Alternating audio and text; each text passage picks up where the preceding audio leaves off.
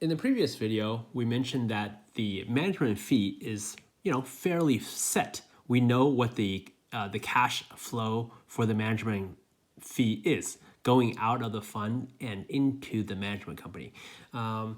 So that way, the management company can budget how many people to hire, how big of an office to rent, etc. So the more management fee there are, the bigger your office can be, the more people you can hire. So for one thing that we didn't mention before is that, so for fund one, you have your 10-year life, right? You have your 5, 10, 0, right? So remember how we talked about how this is the investment period and this is the harvest period, right? So once the investment period is over, year 5, you cannot invest money anymore. So, well, what do? You raise a fund 2. That's why in our a lot of our clients, we have multiple funds. Okay, so here we've already established the fact that these are closed-ended funds and why they need to be closed-ended, right? So you cannot just at year 5 you say, okay, well, our investment period is over. Why don't we get some new capital? When we get new capital, it has to be in a separate fund. So that's why the GPs will start a fund 2. The fund 2 will start here, and then it'll go 10 years out. 5, 10, 0, right?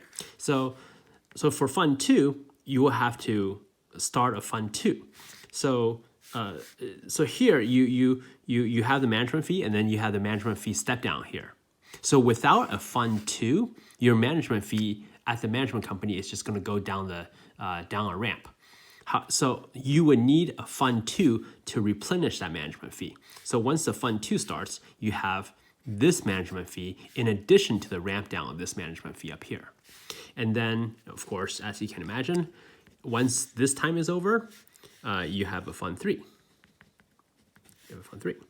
And the fund 3 starts here, and it goes out. Oh, I'm off the page. It goes out to here. Year 5, 0, 10, right? So this is the way that fund 1 and fund 2 and fund 3 works. So as long as there is a next fund, your management fee is going to just get bigger and bigger. Because each fund size is going to get bigger and bigger. So what happened during the recession? During the 2008 recession,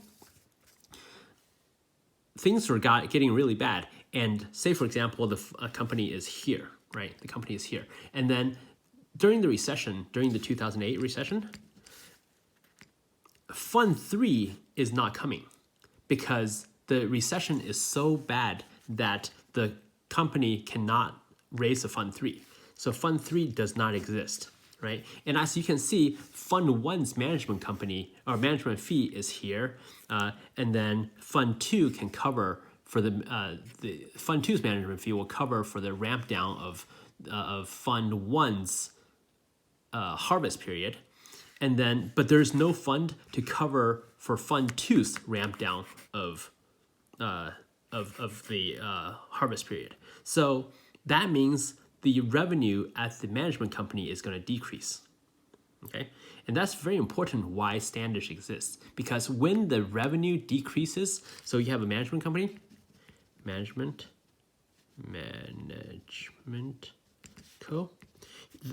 When revenue is decreasing, expenses need to decrease as well, right? So what happened was before the management company hired accountants to do all sorts of accountants. I don't know how to spell accountants. The management company will hire accountants to do the accounting for both the management company, the fund, and the GP. So now when the revenue is going down at the management company, the management company fires the accountants and hires external accountants such as Standish to do the funds accounting. Before, these accountants were doing the funds accounting without having the fund reimburse the management company, because funds cannot have employees. It cannot pay for salary expense. So that's why that once these accountants are fired, the expenses goes down to match the revenue decrease, and then the funds, the GPs will hire Standish to do the accounting for the funds, so that the funds will pay for these services, as opposed to the management company pay for these services. I hope that makes sense.